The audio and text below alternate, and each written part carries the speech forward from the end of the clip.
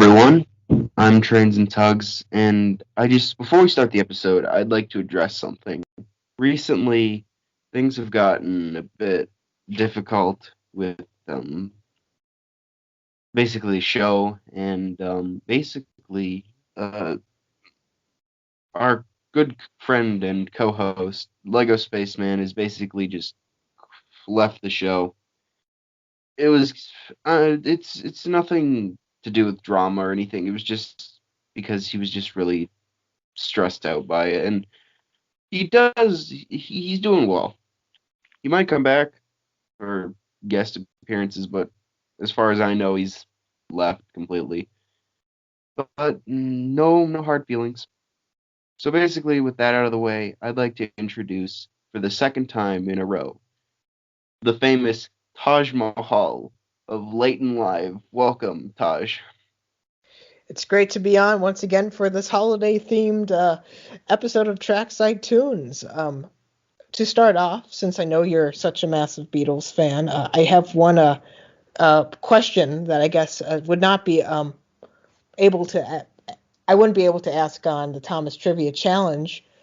What does OUT spell? Oh, out.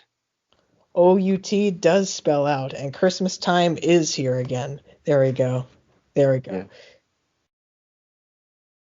So, since it's Christmas, we're basically just gonna talk about the winter themes and some sing-alongs, and just have another casual episode like last time.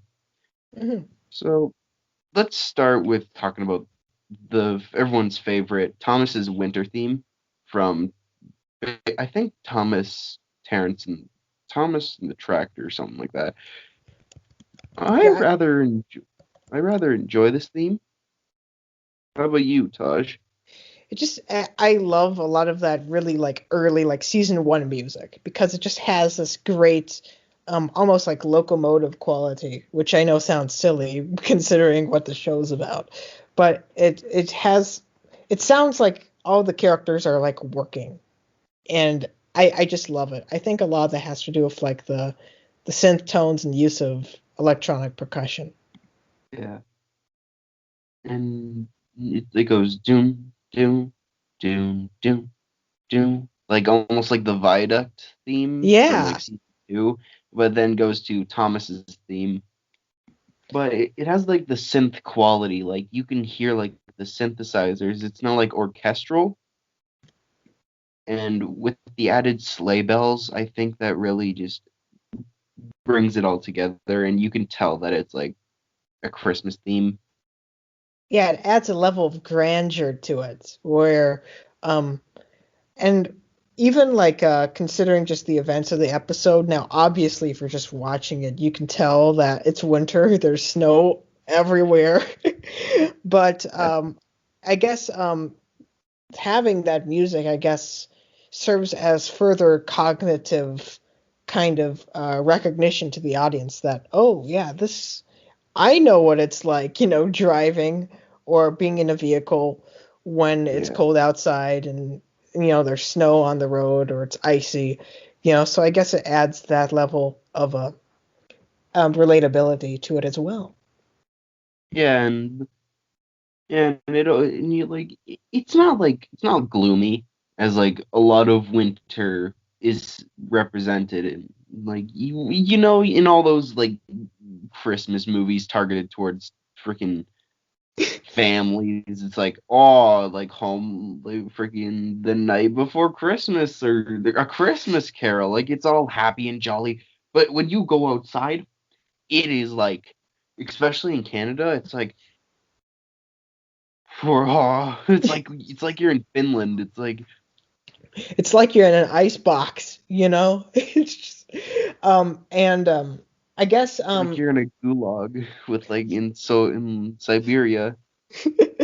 yeah, it's but that's an interesting point because the music in Thomas Terrence in the Snow I is a lot just more vibrant and bouncy, more in tune with lots of episodes like Thomas and Bertie or Thomas and Bertie's Great Race, it has Yeah. that same, vibrant tone that doesn't quite reflect necessarily like the same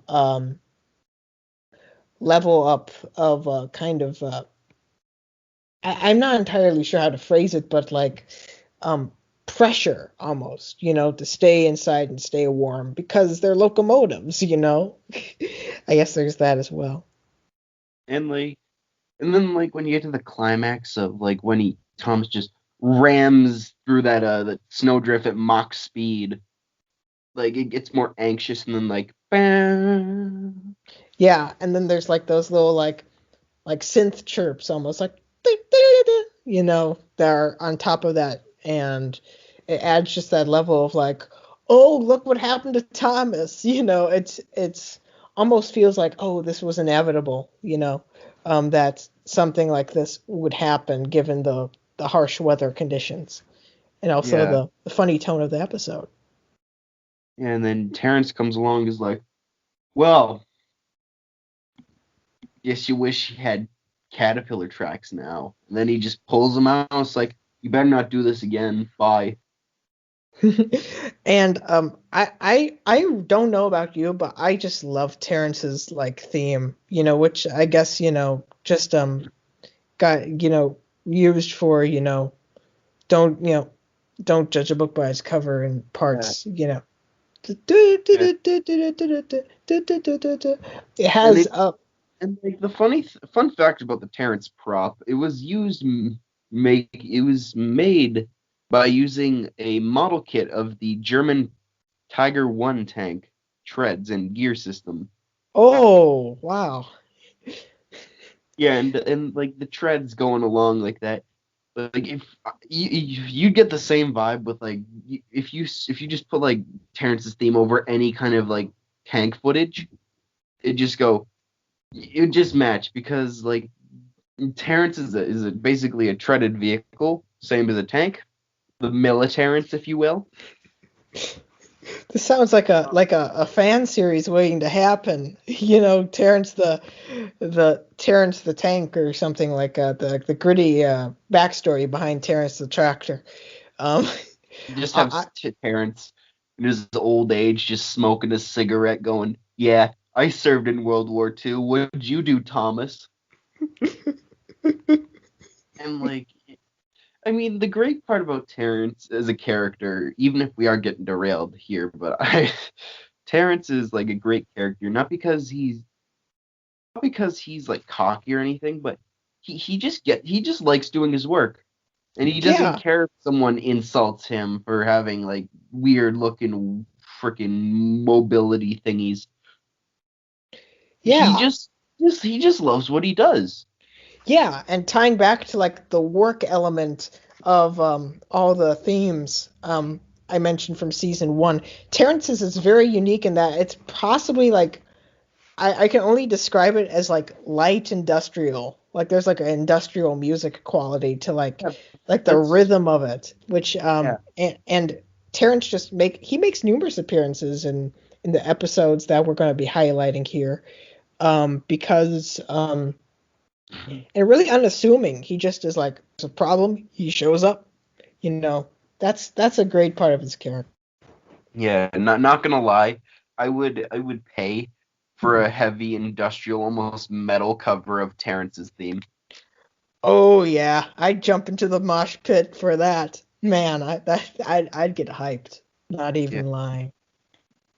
Well, since we've talked about Thomas and Terrence to basically the death, let's talk about the next winter Christmas theme. Thomas's branch line in Christmas. I don't like this, and it just has something to do where they basically they might have just removed the percussion track with like the chuffing, and then they just replaced it with sleigh bells ring-a-ling ding ding, just all that, and it just seems lazy in my opinion. Don't get me wrong, like I do enjoy it does well for the episodes it's implied in or used in, but it kind of seems almost lazy on their part. Like they need to throw something together that You know, easily that's a good point.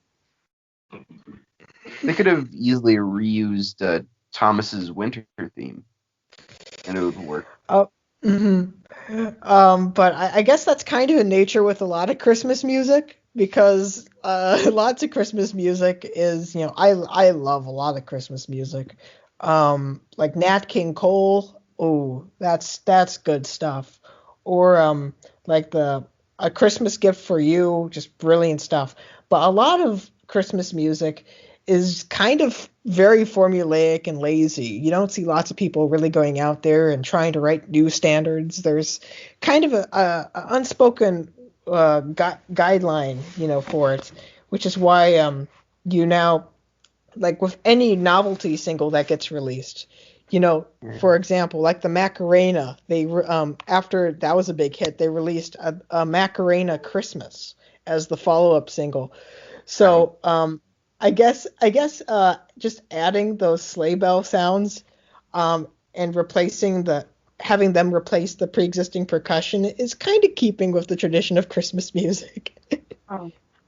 Well, at least they could try something different. Like, I mean, I'm not trying to like disrespect Mike and Junior, but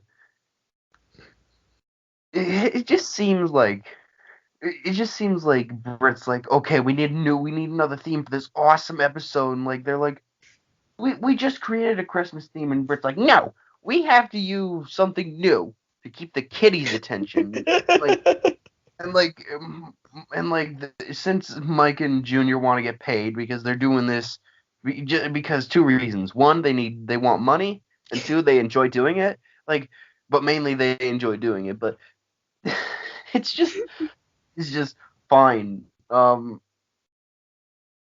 Hey, Mike, yo, what's up, Junior? And it's like, oh, I have a brilliant idea. Why don't we take a pre-existing theme like Thomas's branch line theme, and we just remove the percussion since we can do that. We're magic men, and just replace it with us just slamming sleigh bells into like the wall or something. It's like that might actually work. And so it's just a 20-minute recording session of just them just ringing sleigh bells nonstop, and So it's then like they just take the best trad, the best sounds, and they just repeat that over and over, and they just show it to Brit, and she's like, "This, I love it. Let's use it." it's And like the that's theme the story behind equivalent it. of a contractual obligation record. It's like, sure, why not? Well, but it gets the job done. It gets the job done. But yeah, I agree with you there. Yeah, and basically it just goes with the same episode. And then we Yeah, can all agree that Ringo's singing wasn't very good at the end of, you know, Ringo's singing in general might not. It's just kind of hit or miss, honestly. it's an acquired taste. I'll say that. Um, Octopus's Garden and Don't Pass Me By are two of especially Octopus's Garden are both like really great Beatles songs, and personally, Octopus's Garden is one of my favorites off of Abbey Road. yeah, photograph that makes me tear up. Like I'm not even lying. That's just such a good song too.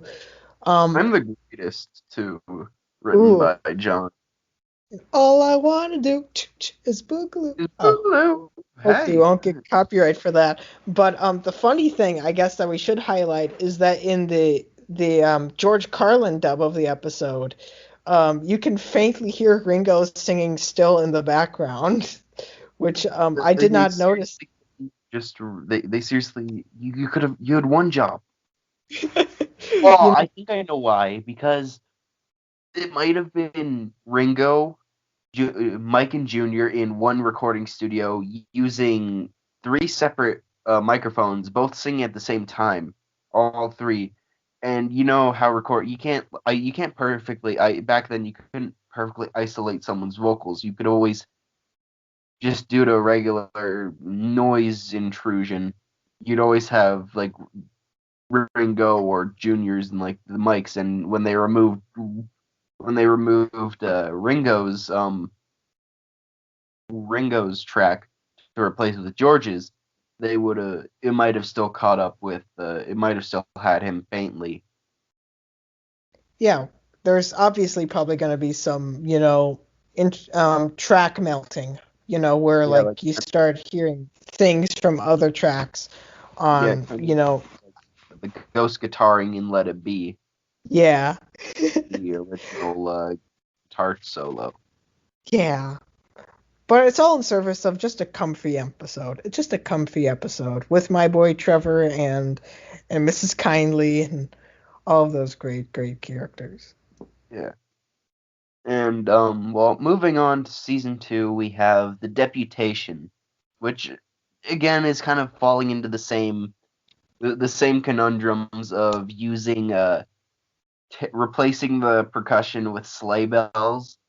Like basically Brit's like we need a Donald and Douglas Christmas theme, and Mike and Junior are like, really?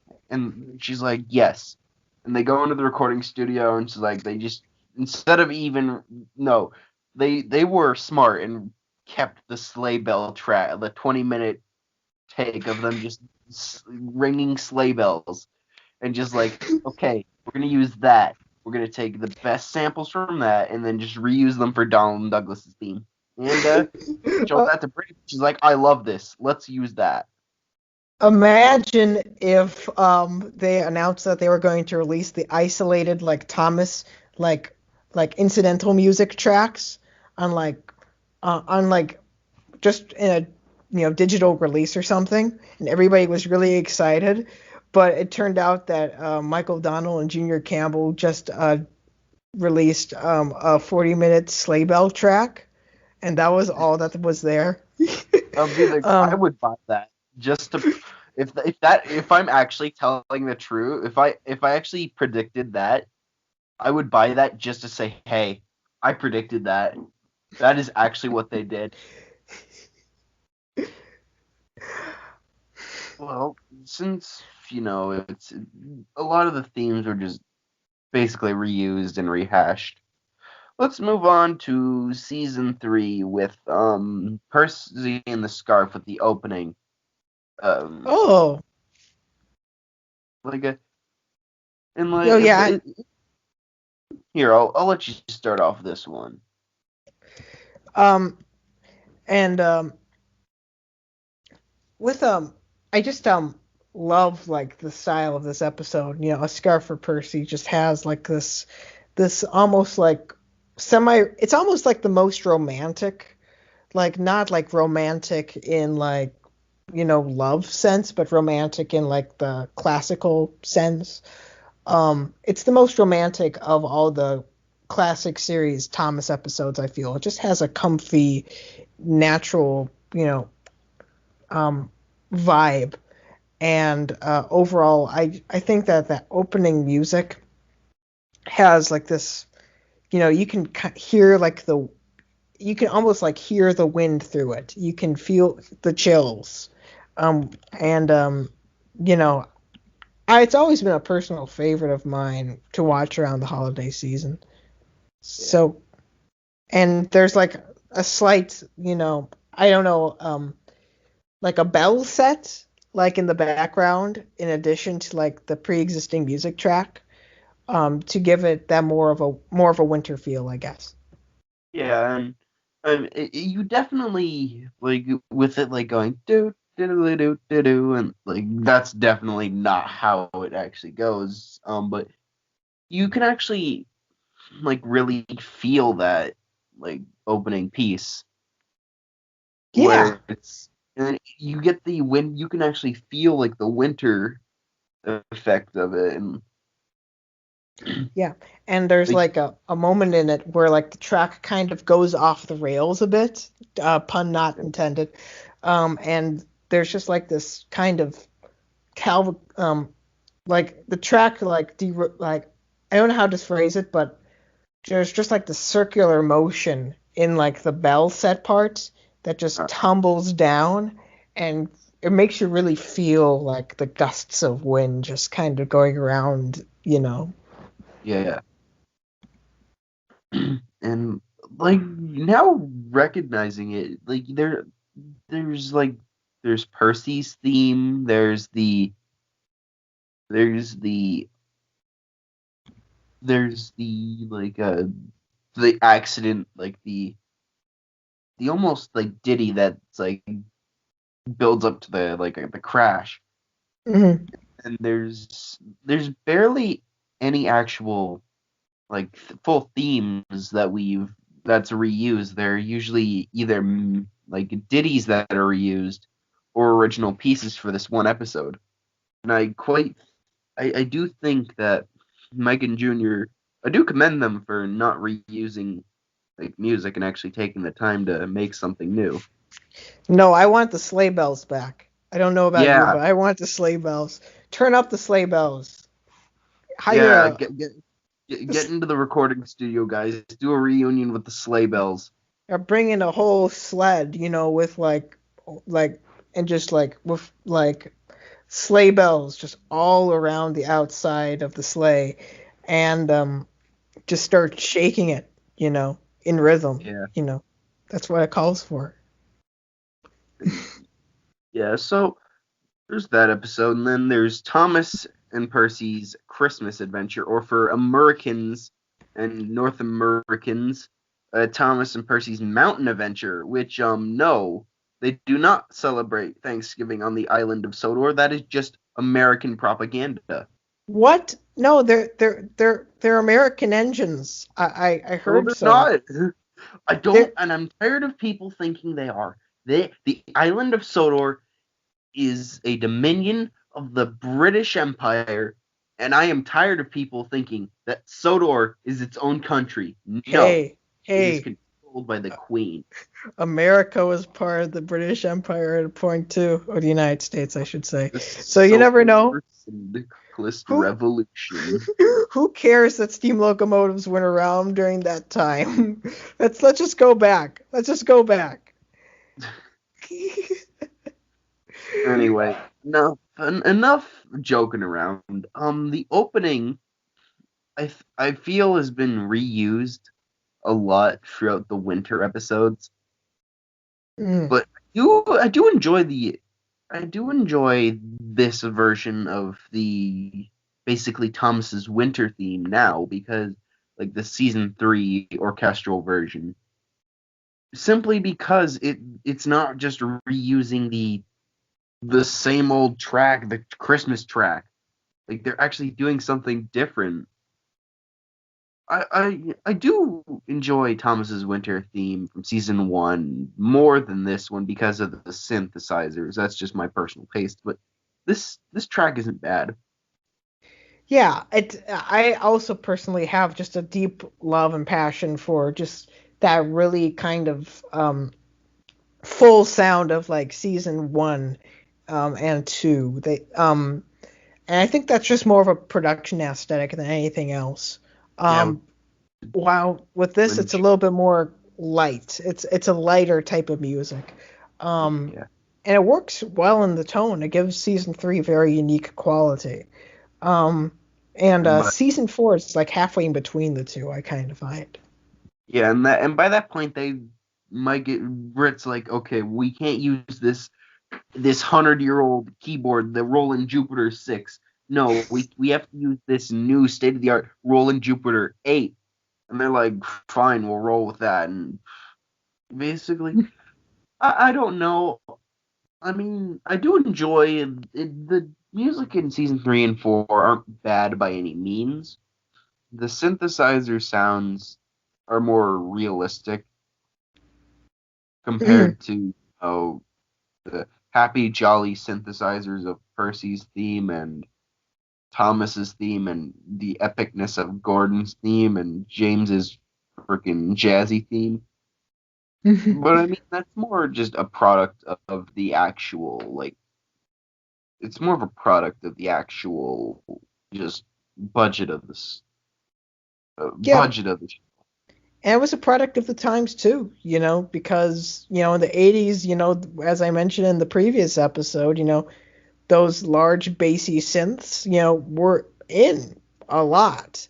91, 1992, maybe not so much. We're not completely to the point, like 1994, where if you had a synthesizer on your album, you were like just banned from the music industry. We weren't at that point yet.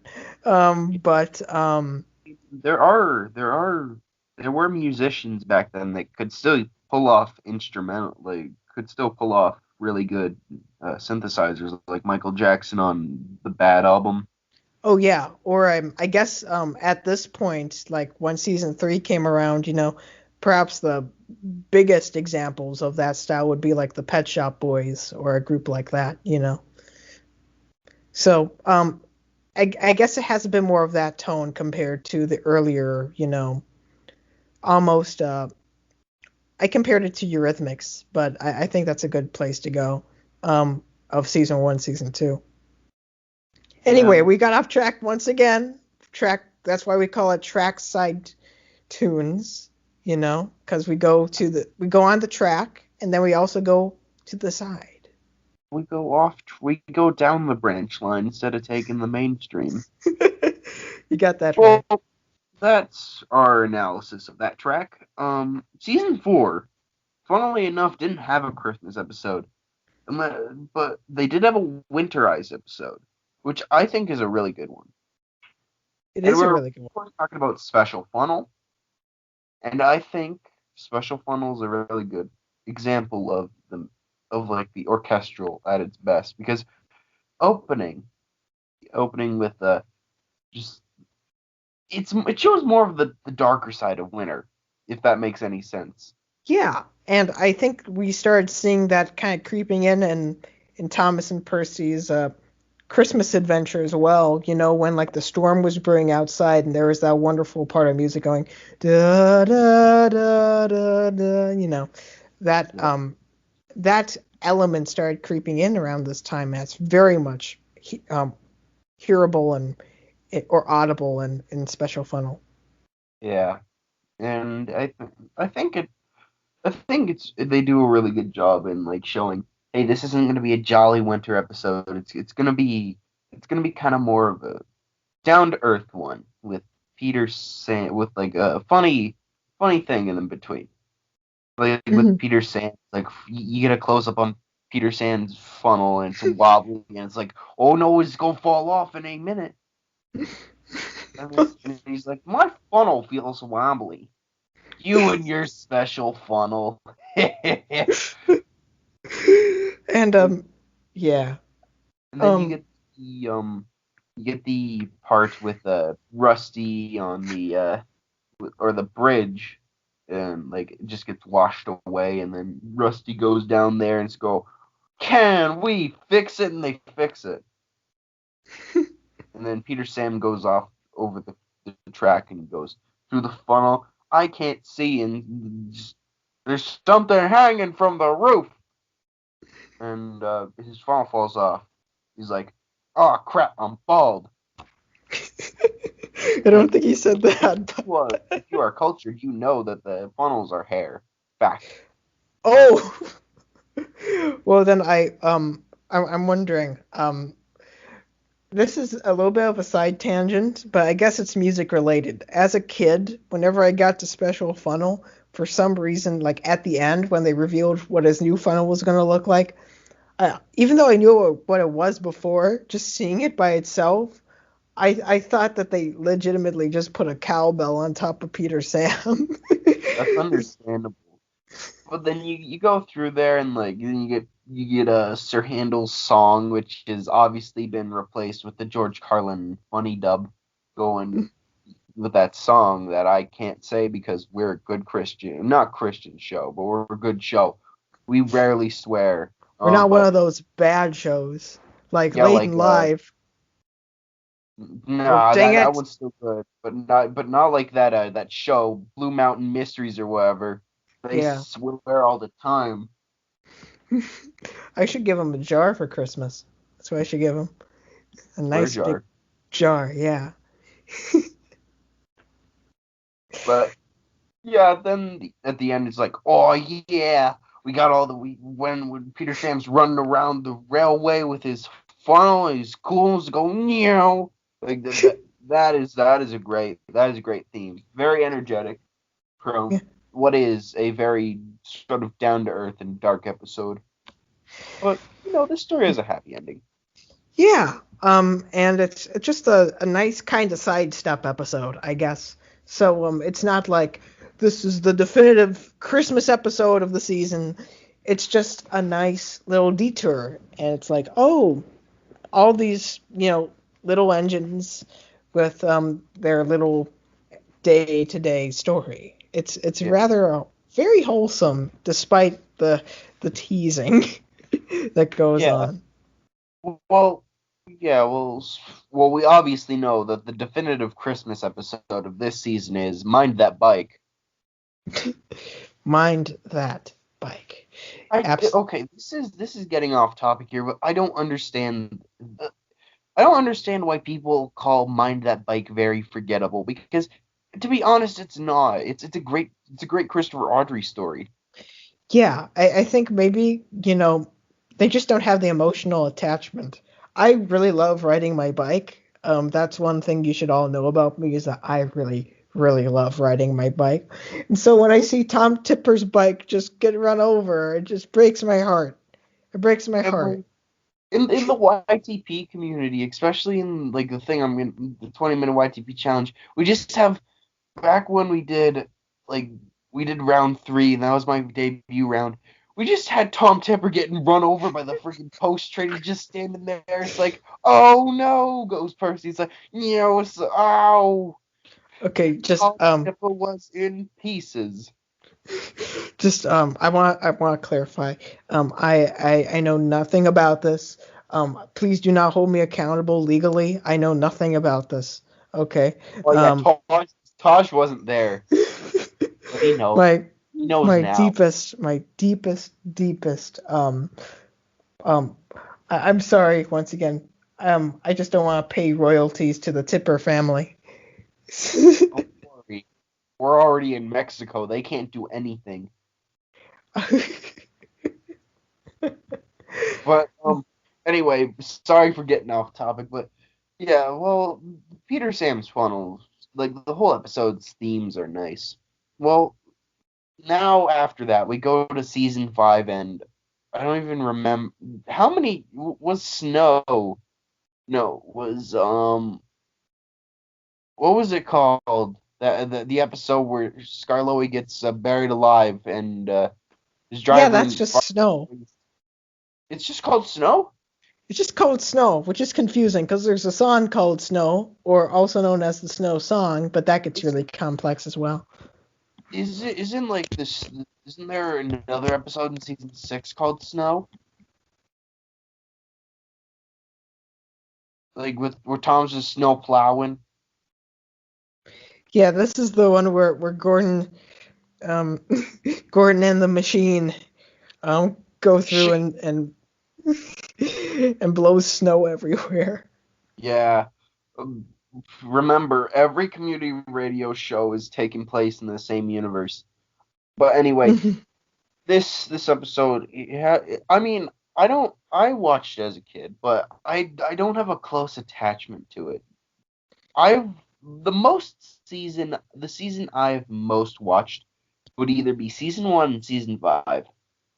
Even that's very contradictory to my favorite episode, which is Gallon Old Engine, but we'll get to that another day. But basically, I watched this episode on the Ultimate Christmas DVD, Oh yeah.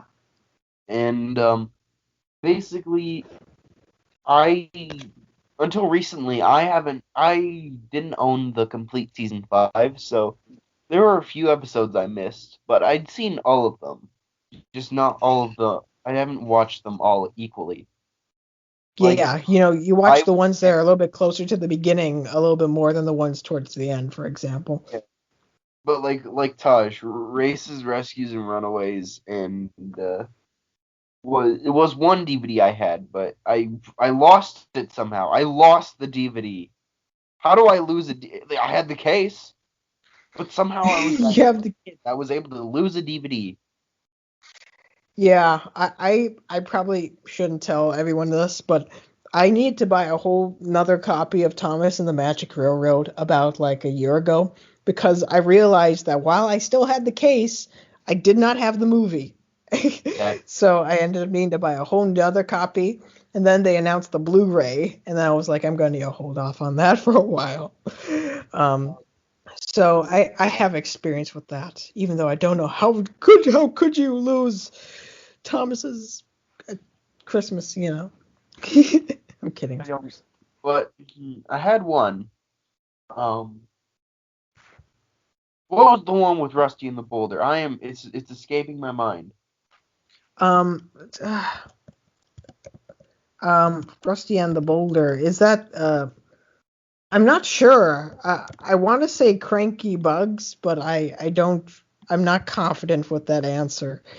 The unfortunate sod that has to reach over to my cupboard because that's where I keep all my merchandise, that DVD Oh, thingy. Spills and Chills and Other Thomas Yeah, Thrills. That's the one. yes, Spills and Chills. Yeah, the one with all the atmospheric Halloween episodes that aren't even snow related. We shouldn't be talking about that, but that's a personal favorite of mine. I thought,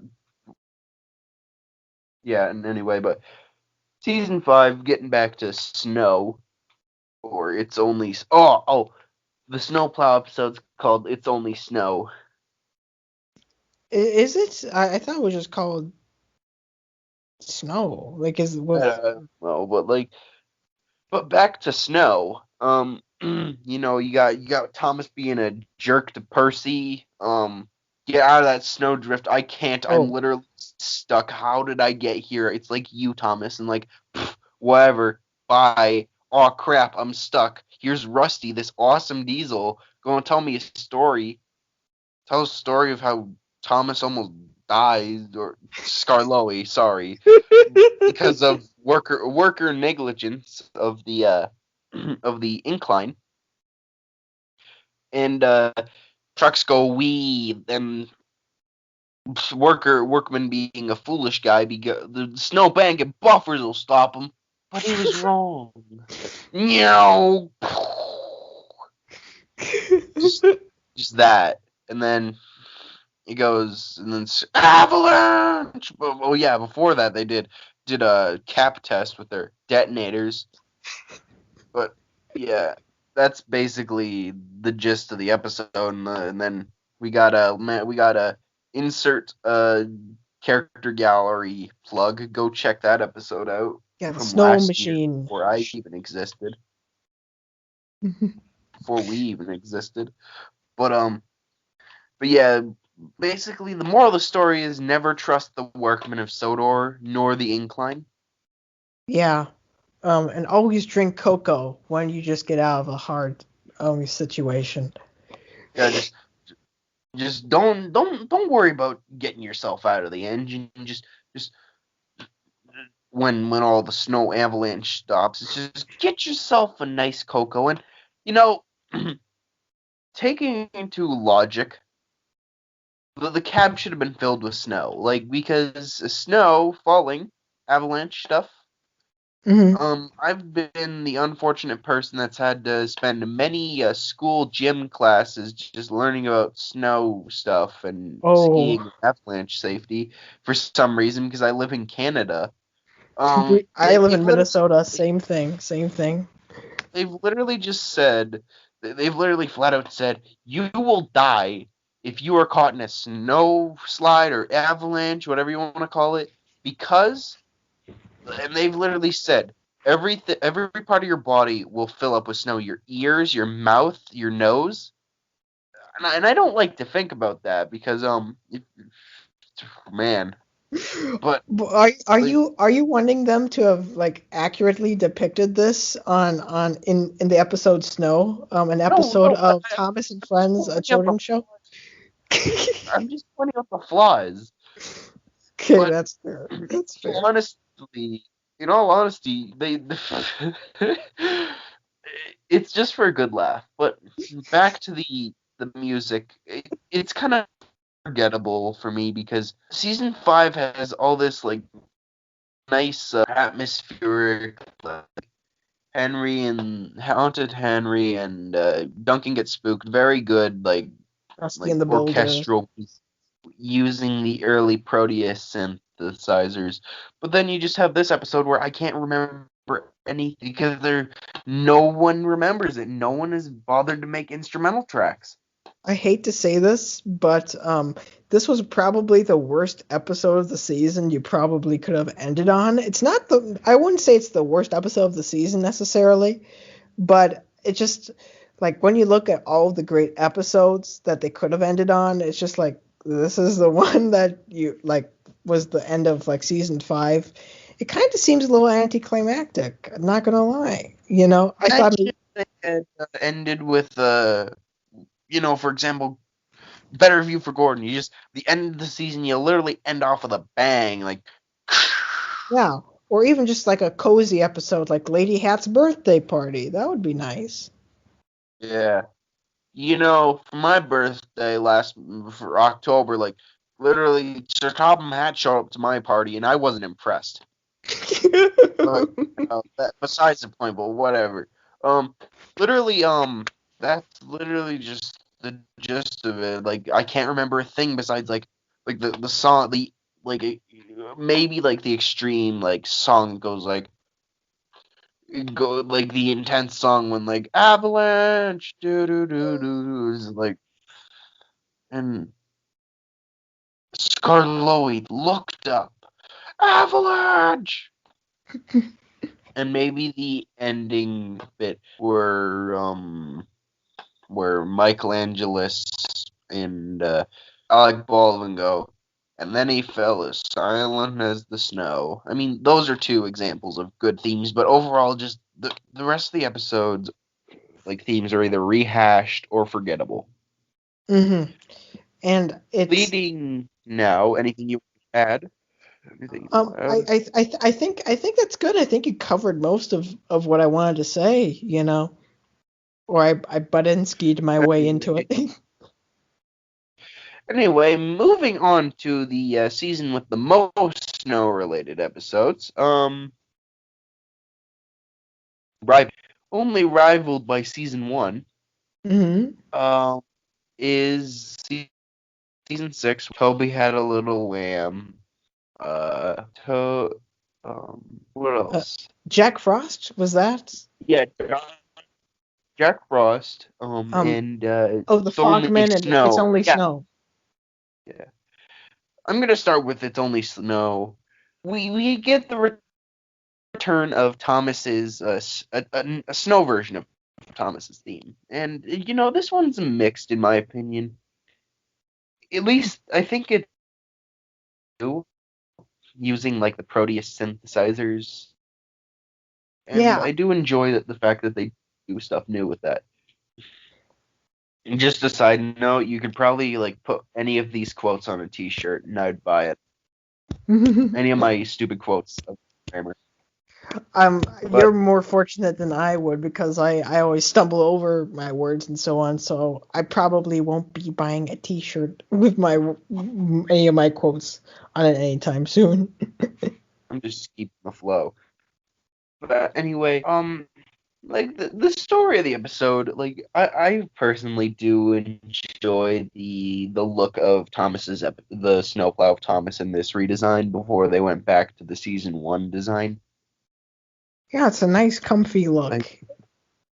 Yeah, which kind of ruins the continuity a bit. That could obviously be that could obviously be that could honestly be it's like a spare because this other one is still damaged. But I mean, if Thomas's snowplow is still damaged from season 1 or whenever that episode takes place, man, the Fat Controller's really budgeting poorly. But he's probably privately booking all of Alicia Body's appearances on the island, so you never know. It's How very many how many concerts do you need by Alicia Body? Every day do you need to book her? Just yo, Alicia Body, get over here. We're gonna do another concert, winter formal, whatever. Back to the episode. I do enjoy the plot of Thomas just, oh, I hate my snowplow still, even though I mean, like, if why not get Thomas a custom tailored snowplow? Yeah, it just has, this um um just nice It's just better for him because yeah. obviously, like, the Fat Controller should honestly understand that Thomas does not enjoy wearing it. And instead of just forcing him to wear it, instead of getting him a new one, he should honestly take the time, get like when he has a day off, send him to the works and have the workmen try tailoring something. Yeah, something that's nice and comfortable and works for him. I think that's definitely Yeah, what they should do. Um, but but I guess we need to have like a recurring storyline or plot beat. So it works as that. It works as that. yeah.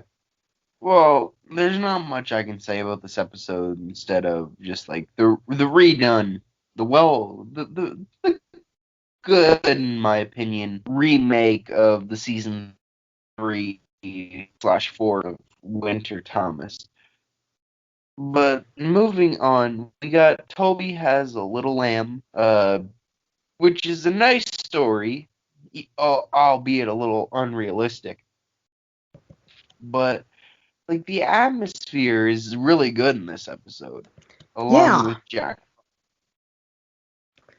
and like the storm sequences are just really like well done. It kind of feels almost like a spiritual successor to like Percy's Promise in a way. It really fills that same place almost. And even without the music, like the ambient wind noises, like there are a lot of soundtracks I can commend for just using noises, like like in video games like Doom, like like the PC version had all these awesome like guitar riffs and stuff. Well, like Ah, the yeah. PlayStation and 64 had these more ambient, like creepier versions that like make you realize, oh crap, I'm alone fighting demons from hell and stuff. And I enjoy that. I Yeah, enjoy and like ambient noises. I'd say the one thing I'd say is that the music in this episode doesn't seem like necessarily as like winter oriented as it does just really intense, you know. That's one thing I would note for this season is that even like the more like winter, seasonal episodes, the music more to my ears sounds a bit more, I guess, just, you know, how else can I say it? Normal. It just has, and it's very a lot of it's very good still. And I'd actually say it works very well in the Toby had a little lamb, and in this episode in particular, because to be honest, the last thing I want to hear when Toby is needing to traverse a rickety bridge in the middle of a storm is a bunch of sleigh bells Yeah. in the Like background. the best way I can describe that piece is butt clenching. Yeah, it Like gets you really like on tensed edge. up. Yeah. Well, anyway, we arrived to the third snow episode I can remember of Jack Frost. And I can barely remember any of the actual instrumental themes. It's kind of like snow in the sense. I know that there's like a very like an eerie theme, like when Percy's like, "Hi, James, Scary Jack Frost," or if you're watching Michelangelo's Scary Jack Frost, or something like that. Like before it became slow. And Like it it might just mhm. I always kind of thought that the music in like this episode in particular, it brings back some of those elements of Thomas and Percy's Christmas adventure, by the reappearance of these really, I almost call it like the storm motif, because Yeah. whenever there's like a winter storm, the same musical motif returns, and it just kind of lets you know just easily just like what's going to happen. Now, naturally, what I kind of found this episode to be one of the more cheesy ones from season 6, just because of where the icicles grow, on Jack on Jack Frost, no, on Percy. Um, it looks a little bit more like they were thinking about like, oh, how can we make a really cool piece of merchandise out of this episode, compared to previous seasons. But I honestly think that this episode could have worked well with like as a season 5 and like taking away Percy as like a little bit and have it more of like the open-ended supernatural esque episode that would have I think it would have done well instead of it's only or instead of snow. Like I think a good adaptation that someone's done is Turtles and Thomas's adaptation of it. yeah, he did a good version of it. Yeah. Actually, his whole past season's been very good. I really enjoyed it. Yeah, Um, respect for Turtles. yeah, respect. But do we have some season 6 era songs as well? For I guess Christmas oriented music. Yeah, this was the time of the sing-along songs that were released. One being "It's a Winter Wonderland" and the Snow Song.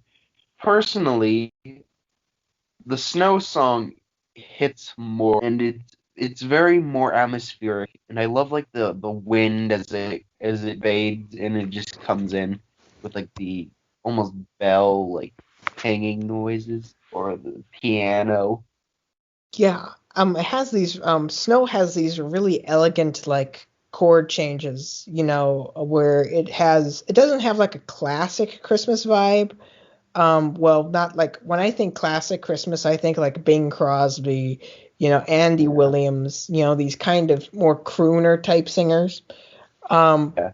this reminds me more of like, the Carpenters, or like something, has those Burt Bacharach slightly, jazz inspired chord changes, you know.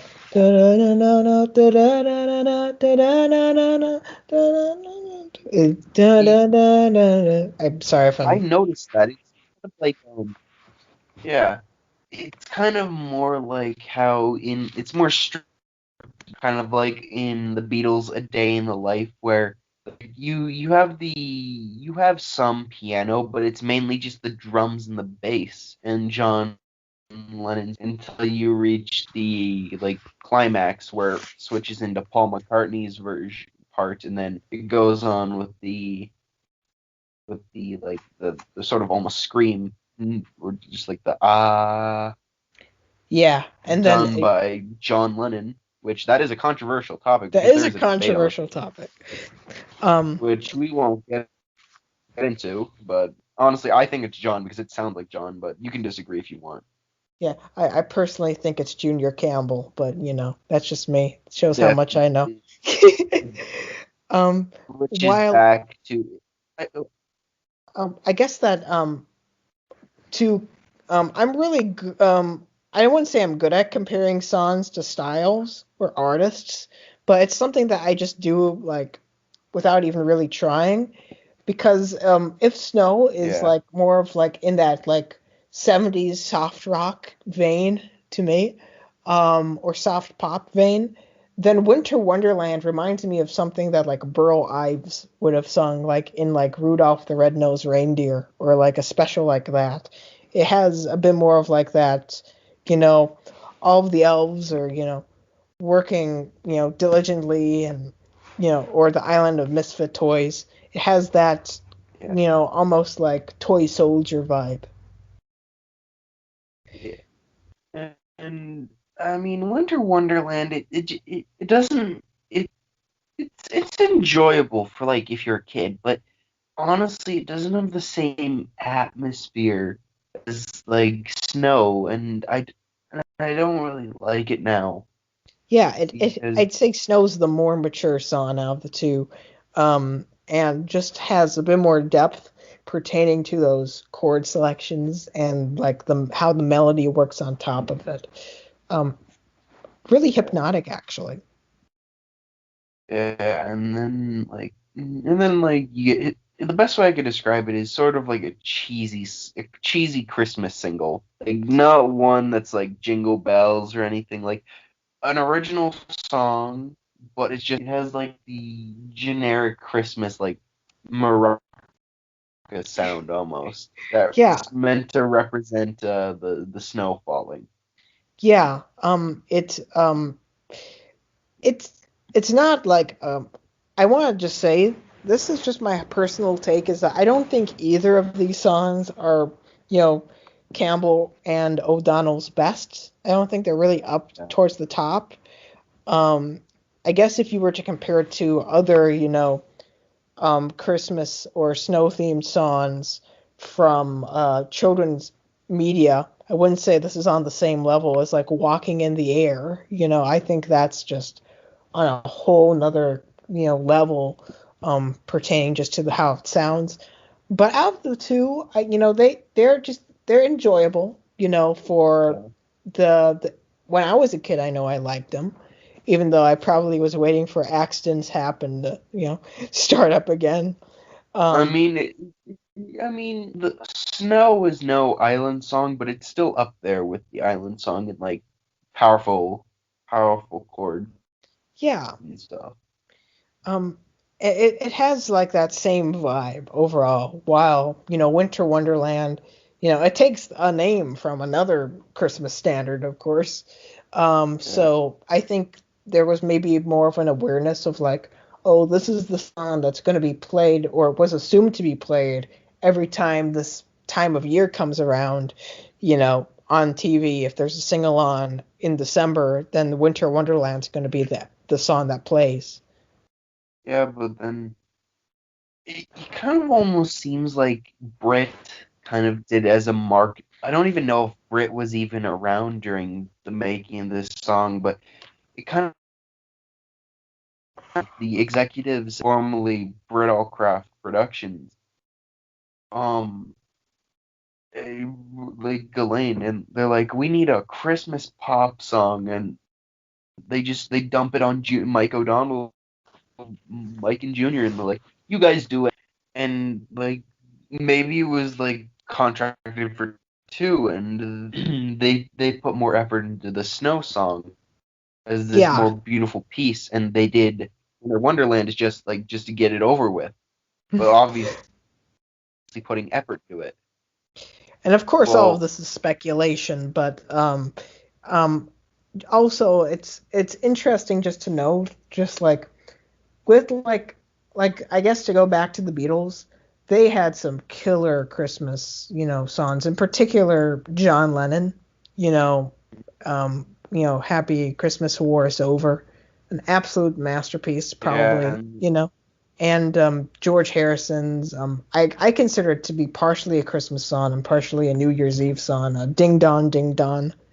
And even, Wonderful Christmas Time, which gets a lot of flack, I kind of appreciate it in like the same kind of weird Zolo, um, you know, vein as, like Temporary Secretary or something like that.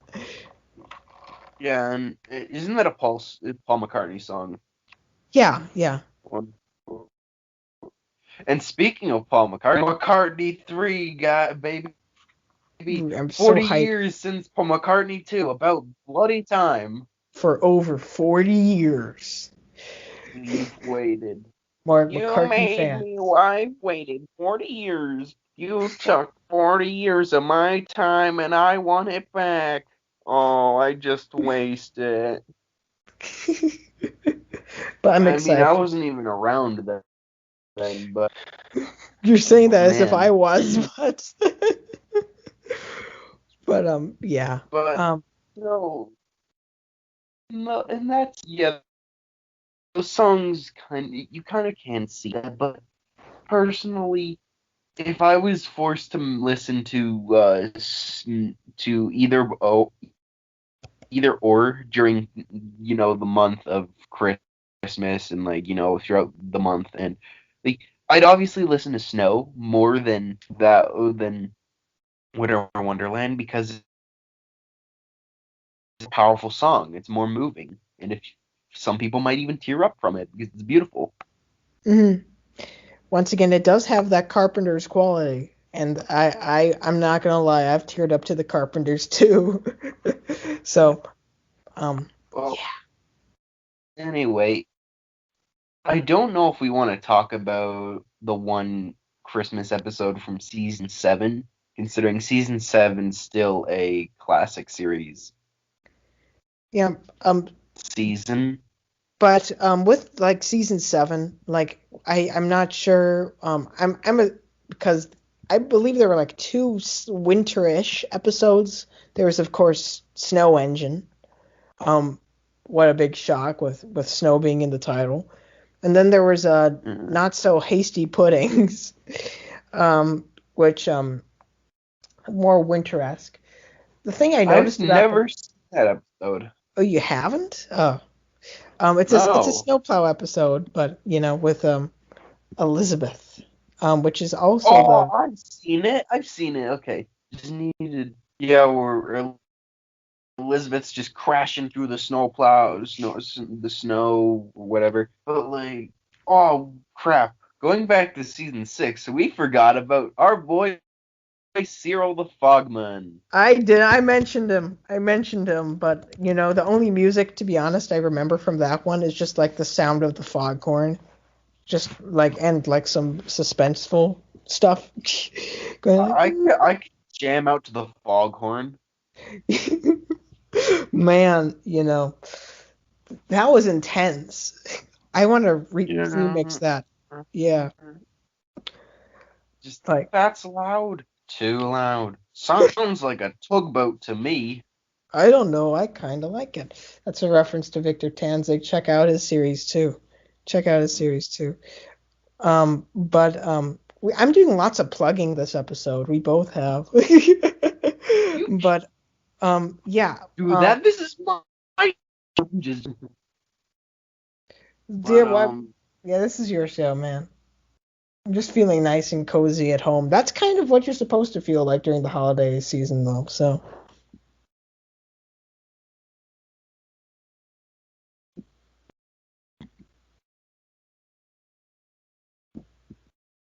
uh, the last of Donald and Campbell, yeah. and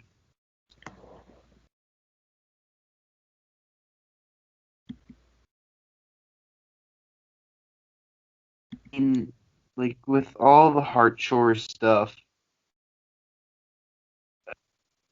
they were obviously they probably knew that this season was going to be their last because I think yeah since they got Hartshore to do it. It's kind of sad seeing that these veterans who understood the show and see them getting replaced by this guy who just did this orchestral stuff like da da da da da da da da da da, and that does not hold a candle to Thomas's theme from any of the classic series like episodes because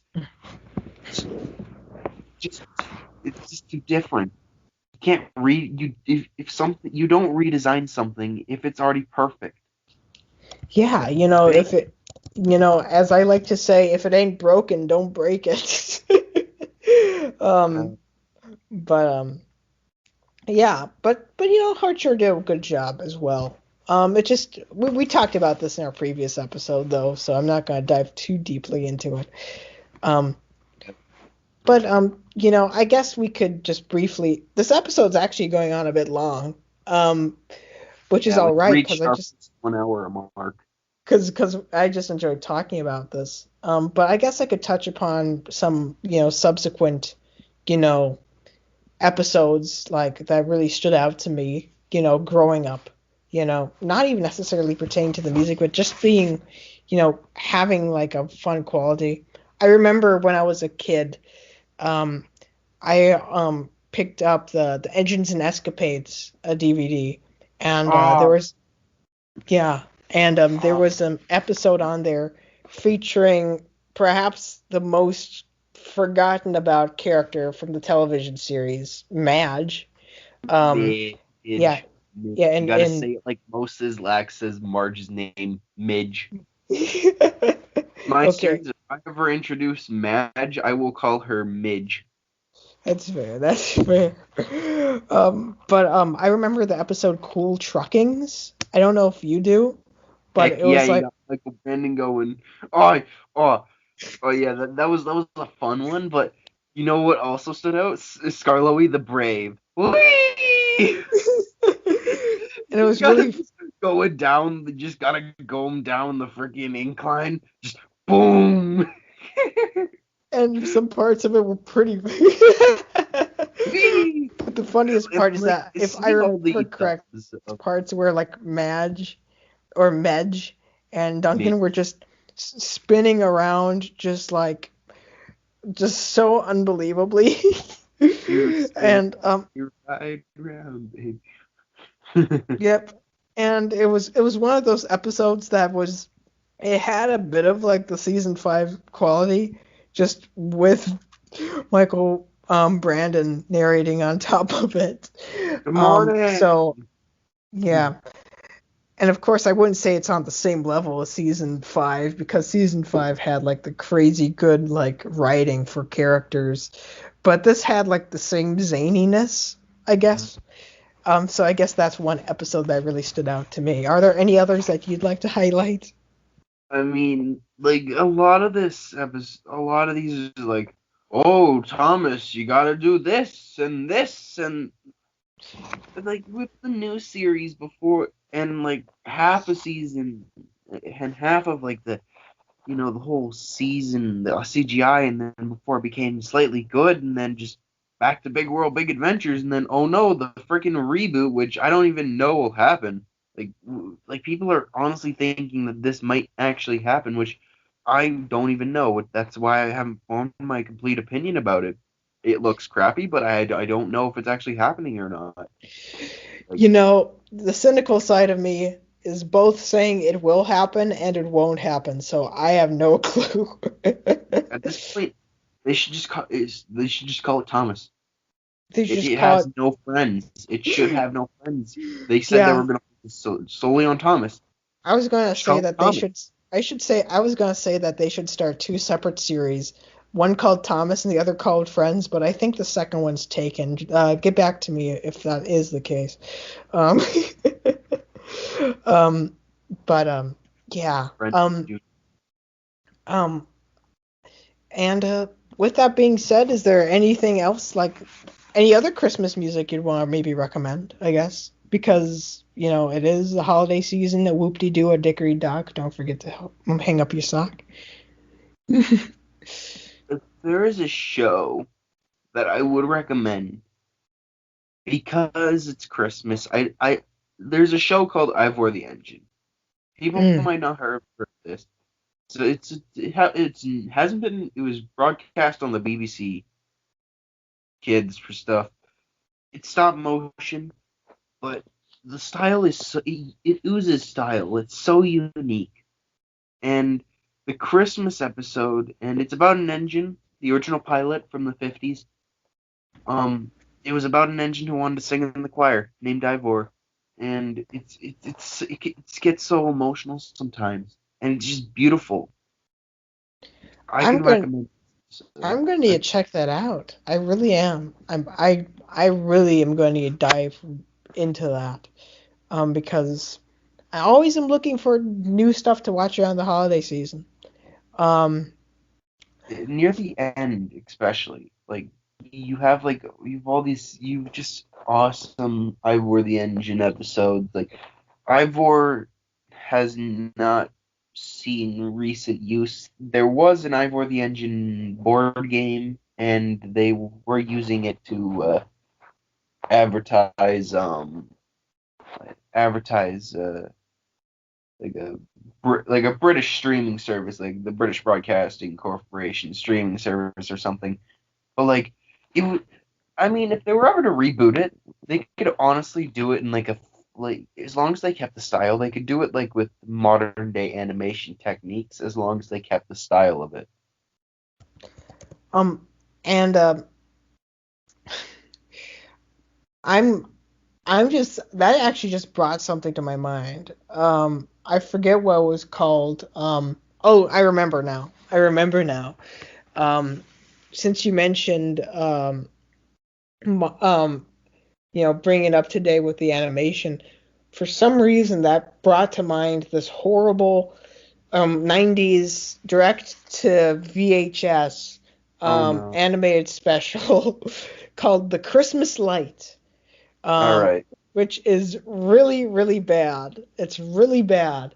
Oh But no. it's kind of so bad it's good? Question mark? I'm not entirely sure. Uh, It's you can enjoy it ironically. yep, and it's a musical. It's a musical, so I guess that ties in. And Um, anyway, eh, I'm kind of running out of time, so oh, I'm okay, sorry for cutting you off. But that's all anyway, right. this has been the last episode of Trackside Tunes for this year. Definitely sad to see Bailey go, but I'll find someone else. Bailey coming back for as a guest appearance is not off the table, but right now it's basically future's just me. But I'm sorry for the people who are just learning this, and thank you for sticking around with us for the whole year. Hope to see you guys next year with a more active upload schedule on the channel. Thank you for the guys and the community radio staff and stuff for giving me and Bailey a chance to talk about our favorite music. There's definitely more to come. And thank you for Taj. You know what? Taj coming on here for another short notice after this whole thing. You know what? Thank you. And thank you for helping us get to the first episode to reach over an hour. Man, it's crazy. It's crazy. I'm sorry if I kept on keeping on for a little long, but I really appreciate the offer to have been on. I'm always honored to help. I'm a massive Thank fan of the show, massive fan of you, massive fan of Bailey's. So to be Yeah. able to contribute to that legacy in any small part is truly an honor. Yeah. So anyway, with that being said, thank you for watching, and we'll see you another time. So peace and love, peace and love. Have a good Christmas. Goodbye. Merry Christmas. Merry Christmas. Merry Crimbo. Thank you, Frida. Ciao.